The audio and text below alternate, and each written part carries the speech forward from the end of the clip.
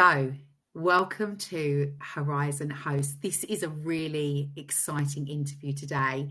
This is our first, and Dr. Sumi, welcome. We finally made it. We're here. I know, we finally, over all those technical issues and everything else, have managed to get on. We got there. Thank you. Thank you very much for having me. There. Thank you so much for giving up your time to meet with us today. I was thinking about the first time we met, actually. We were at a Women in Business conference, weren't we?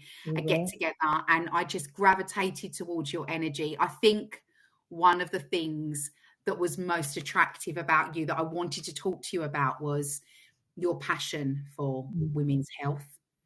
And just through talking to you, I just knew that you were somebody that was of interest that I really wanted to get to know, and I wanted to talk to you and pick your brain about so many things. So when we were building Herizen, it was just a natural conversation that I knew had to take place. I am really excited, actually, to let everybody know that you have decided to join us at Herizen as our medical advisor, which is just phenomenal, and we are over the moon. And I think it's really lovely for our community to get to know you. So I think that's what this is all about, the interview today. It's just getting to know Dr. Sumi. Well, thank you. First of all, thank you so much for giving me the honour of being part of this wonderful team. And when you asked me, I was like, wow, this is phenomenal to be part of this special movement that you and Laura are building and moving towards. And for me to be able to input into that is priceless. Honestly, there's no words to express how excited, how happy, and how passionate I am about working with you two wonderful women. And actually, I still remember meeting you and listening to you, putting yourself up in such a vulnerable environment, talking about such personal things with such openness and honesty, and incredibly brave. And you were also educating other women. I sat in that group watching you, and I felt in awe. I really did. And, I learned so much from the way you expressed how women should be looking after themselves. That you say you were drawn to me. I was immediately drawn to your energy and your aura and your positivity. Thank you. Such a deep, dark time. So, thank you for thinking of me at that point. Thank you for thinking of me now. Thank you for having me here.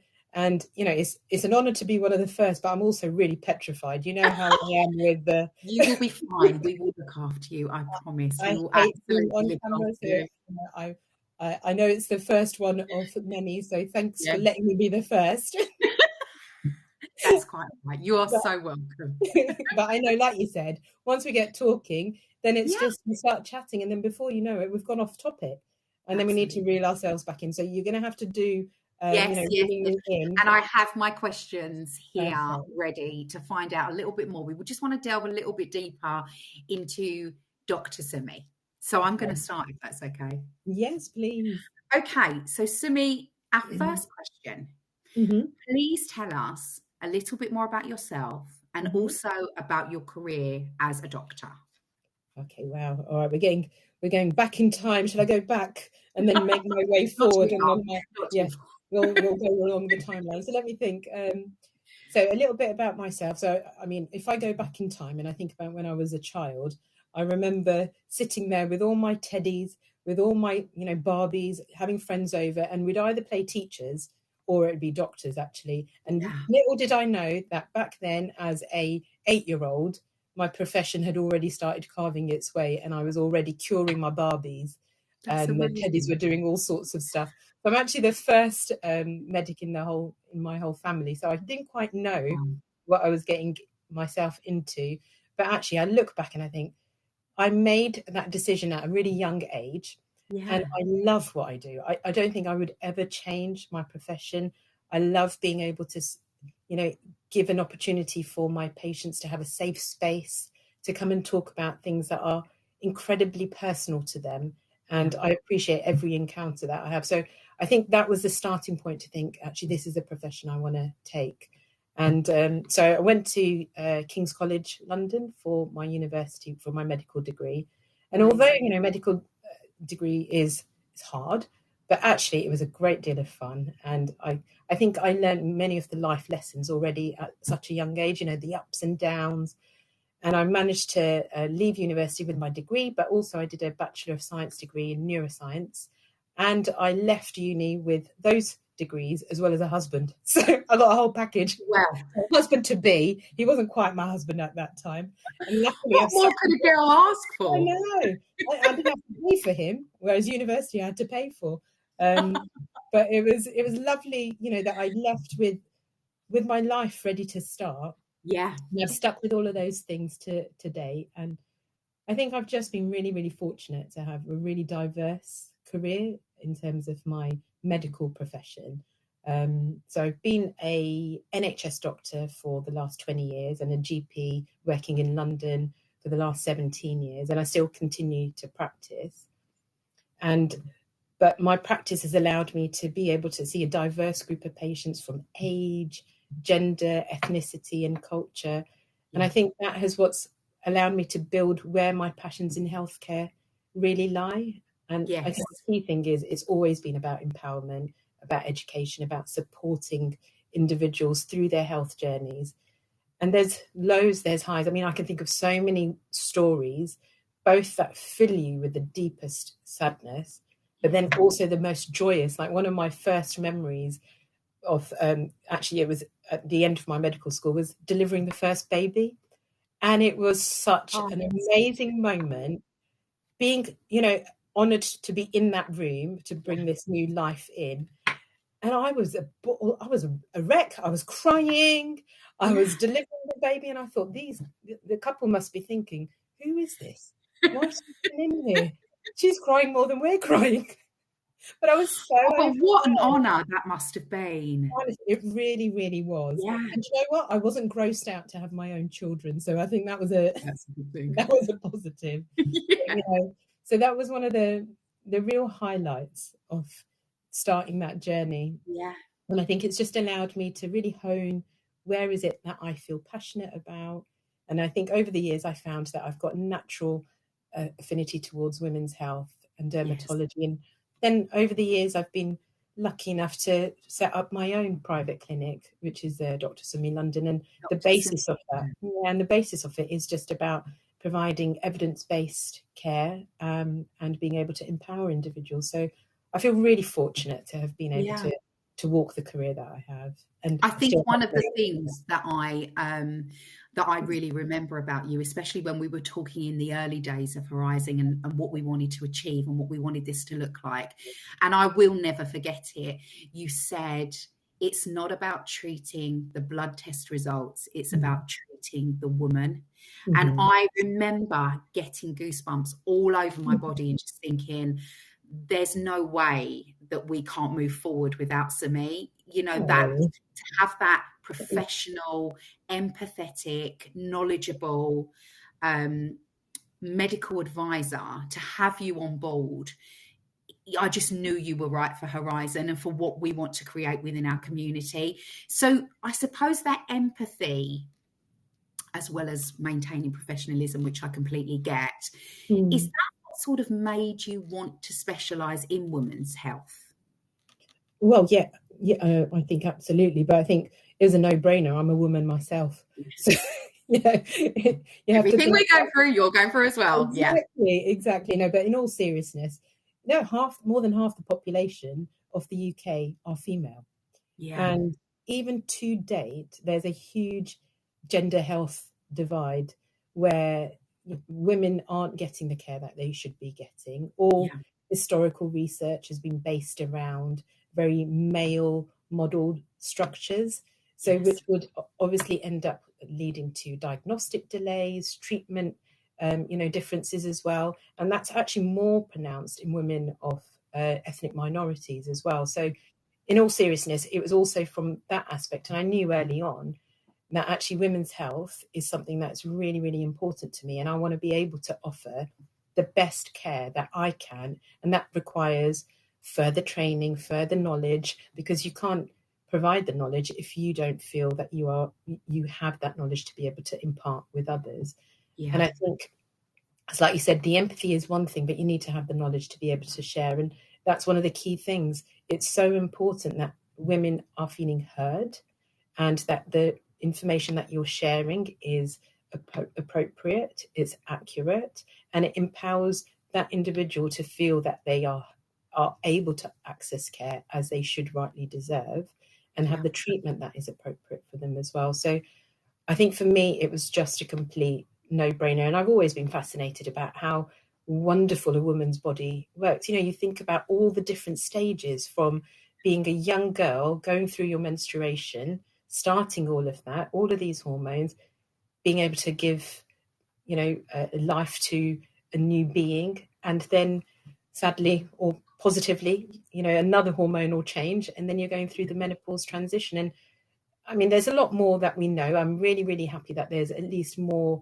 about the menopause transition and more movement towards positive women's health.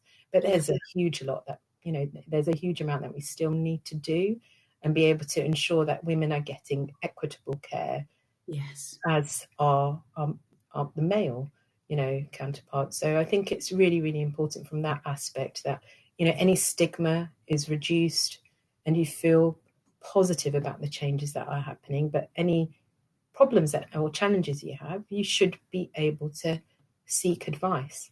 That will give you the appropriate help. So yeah, it's incredibly important for me anyway. And I think as well, at that time of such change within our hormones, I think you need to feel like there is a safe space and that they are seen and heard. Because so many times I hear that women go to the doctors and just feel they're fobbed off. So I think, you know, creating that space, that environment is just so important. I wonder if you may, Sumi, and obviously only if you're comfortable to, but could you share a little bit about your experience of menopause so far? Yeah, no, of course. I mean, I'm in my mid-40s, so I'm bang in the middle of it. Oh, I thought you were 21. Oh, come on, Cassie. Come on. We all know that's not true, but anyway. No, I'm definitely not 21, that's for sure. You're glowing and radiant as ever. But no, so, you know, I've got my own perimenopausal challenges, but also I've got teenage children and I've got aging parents. I'm also, you know, you also have to balance it with your career. I'm senior in most of my professional roles that I play. So it's a real juggle. So you should be feeling at the top of your game. You should be feeling confident in yourself and ready to tackle. And as soon as you reach that, all of a sudden there's this emotional roller coaster of hormonal changes, which are completely out of your, you know, you're not ready for it, that wave that is about to come. And despite being a doctor and despite, you know, having a passion within women's health, that roller coaster also hits me. So, I mean, I'm tackling sleep problems, you know, where I'm having disturbances in sleep. And we've spoken about this before because I know how challenging it's been for you as well. So disturbed sleep, waking up at all hours, feeling really unrested. And then there are those episodes where you feel like your self-confidence is in your boots, and you feel tearful and you feel down and you just, you know, doubt yourself in every single way. And I'm no different to that. And I think as a woman, we always prioritize everything else, I think, above us. So the list of priorities keep going up and you're at the bottom. And, you know, I'm victim to that as well. But I've made a conscious decision over the last few years to start thinking about overall health and wellness in our household. So looking after what we're eating as a family, trying to be a bit more mindful about sleep routines and thinking about how can I optimize my sleep so I don't feel so terrible. I've reduced the amount of alcohol that I drink. I mean, I've become really boring, but it's working for me. I enjoy a tipple. Yeah, I don't drink anymore. I hear you. Yeah, you know, but I actually don't miss it because now I'm able to enjoy the company that I have without having the feel of, oh God, you know, how am I going to sleep in that evening? And then just exercising regularly. And I've got a really good PT who's really shown me the power and the benefit of strength training. And also I'm open to HRT. I haven't started it yet, but I am open to starting it when I do. But I need to book an appointment with my own doctor because obviously I can't prescribe it for myself. And you need to put yourself first and make sure I that you know. are getting that appointment. Yes, Yeah. exactly. Thank you, because that list is actually on my list of things to do, but as I said, it's right at the bottom. So Yeah. I do And need it's to get that interesting as organised. well that you actually talk about strength training, because later on in the year, we will be doing a webinar with Michael Barr, who is our strength and conditioning coach. And it is just so important. I mean, It that's a really whole is. other episode, but it is so important. And really, you know, it's almost like the foundation to everything else. If you're doing that strength and conditioning and you're fueling your body with the right foods and you're getting enough sleep, then you're going to feel so much better at coping with, you know, the menopause, emotional side of that as well. So, yeah, Absolutely. I mean, I'm there's so excited to see Michael's webinar, actually. And you're right. yes, It's about your full lifestyle and mindfulness overall, and exercise is at the heart of it, isn't it? Just to be yeah, able to earn your bone strength, everything else. So, I mean, I don't think we realise how important it is, but yeah. actually this is something we really need to champion. It's actually far more important than HRT or medications. Absolutely. Looking after yourself in And that way. also as well, I remember you saying to me when I was talking to you about the issue that I had with my sleep, you said, you know, you have to take that control. And it is about women saying, you know, like, enough of feeling like this. I have to do something. I have to make a change. And that change has to look like this, this, and this. And for me, you know, not really drinking anymore is just something that makes me feel better about the place that I'm at in my life through my menopause journey.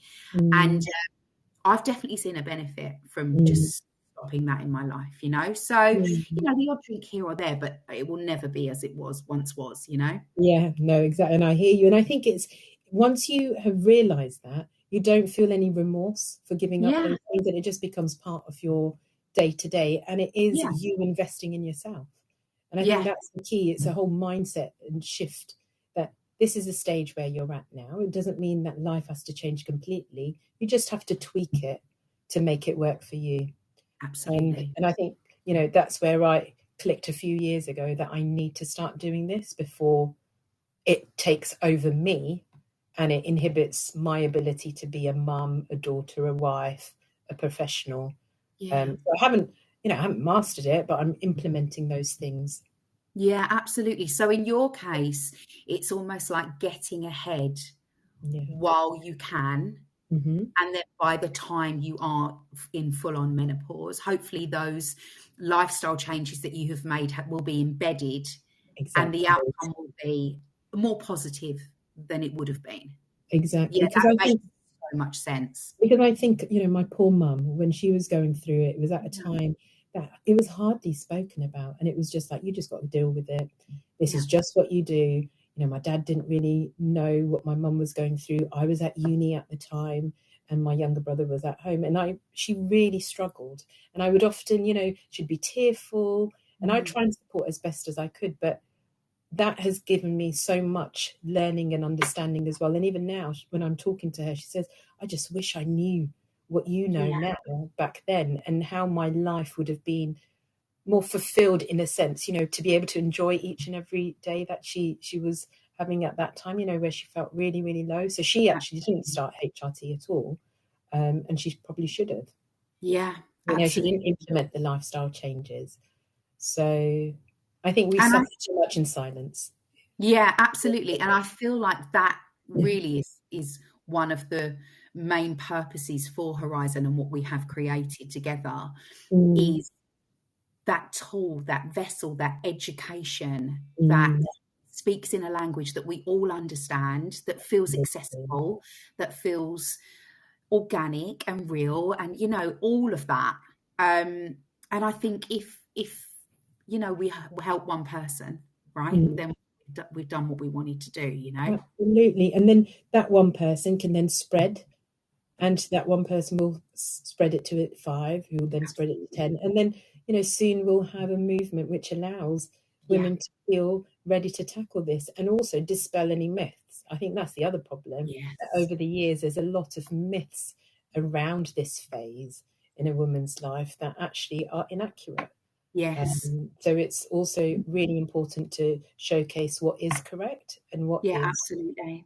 And I think, Sumi, that might be something as well that we could talk about in our webinar, which I will give dates at the end of this. But that might be something from, from a medical advisor perspective, some of the myths that we can put behind. Talk through, because there are so many, aren't there?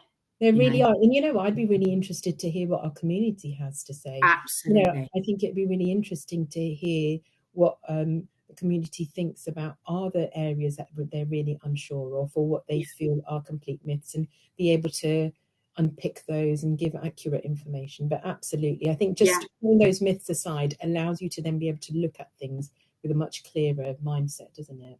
Yeah, and puts bay to worry, doesn't it? Which is really important.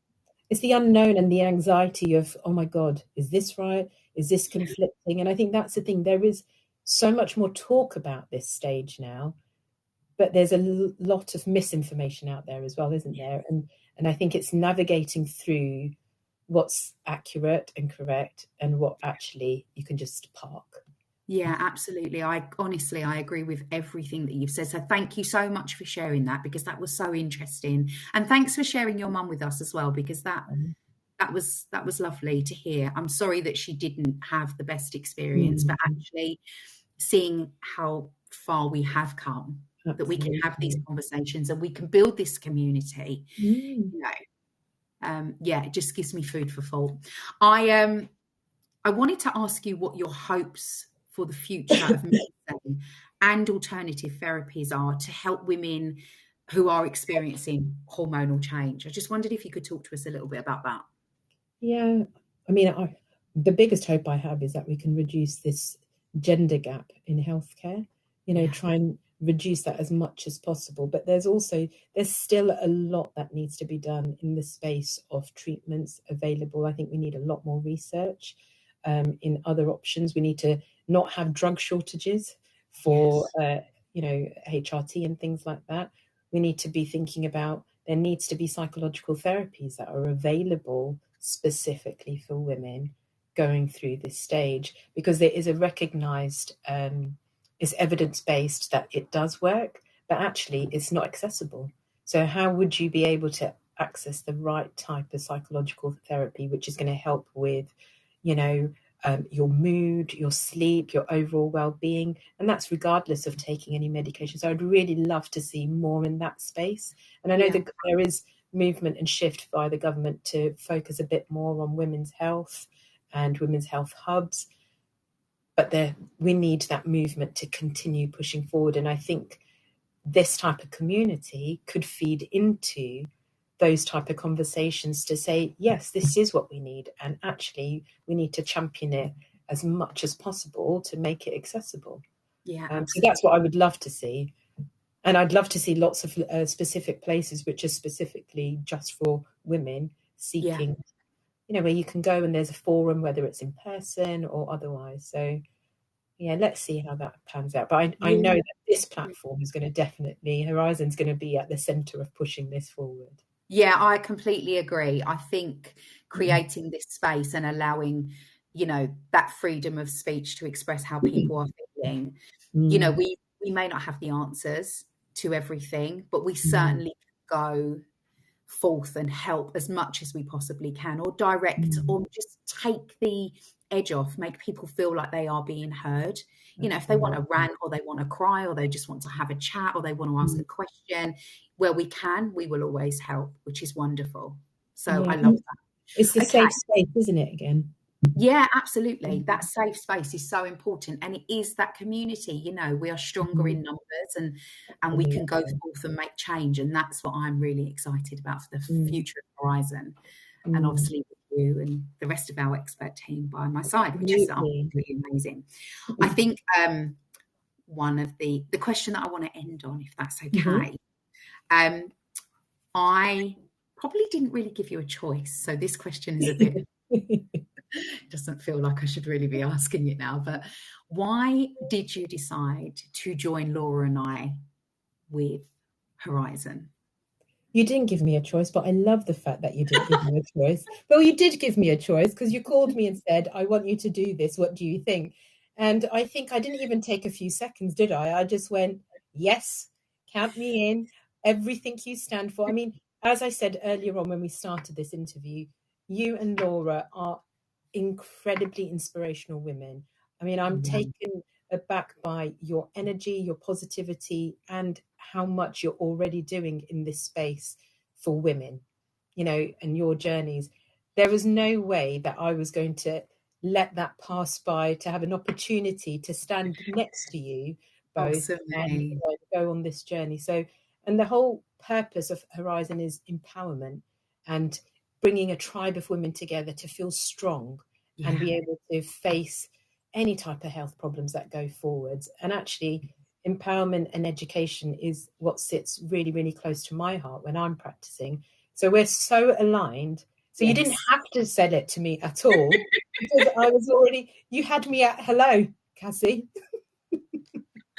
Oh, Sumi, I will never forget the day I made that call and I was like, she cannot say no. She cannot say no. I can't move forward. We can't move forward without this woman on board. We need her as part of our team. So yeah, it was just when you did say yes, which didn't take you long, and I'm so grateful. But yeah, I sort of haven't left you alone since, which is, you know, how lucky am I? Yeah, well, I'm incredibly lucky as well. You know, we're building something for a really important group of women. Yes, so, we are. You know, I feel really, really honoured, as I said, and I truly, truly mean it. I feel really honoured that I'm part of this and Wonderful. I can support it in some way. And we are so lucky and blessed to have you on board. So thank you so much. And I know that our community will feel the benefit of your knowledge and your kick-ass attitude. And, you know, let's just stand strong by each other's sides. That's all we want to do, you know, which is wonderful. I wanted to let all of our subscribers know as well that we are going to be doing a webinar together on the 11th of November at 8 p.m. We're going to be delving into a little bit more detail around menopause. We wanted to start at the very beginning, so almost like back to basics with menopause, but it won't be the only webinar we do, will it, Sumi? We're going to delve deeper and also as well listening to our community and understanding what they want to know about will help us build our webinars for the future. Absolutely. And I think that's the key thing. We thought, let's start with the basics, because everyone's coming in from different knowledge bases as well, aren't they? And then it allows us to be able to hear exactly what the community wants. So we're looking forward to hearing the feedback. Yes, me too. It's so exciting. We're very excited. Okay, well, I think that is the end of our getting to know Dr. Sumi. Well, I hope it was all right and not too many bloopers, I hope. It will be what it will be. Exactly. All we can be is us. There's nothing else we can be. Exactly. At least we managed to get it working, which is the main thing. I mean, there was a point we were nearly about to give up, weren't we? So yeah, we were. But we carried on. We carried on. Well, listen, thank you so much for your time, because I know how busy you are, and I know that our subscribers will love getting to know you. And we will see you again very, very soon. Absolutely. Thank you very much. It's your thing. Do what you want to do.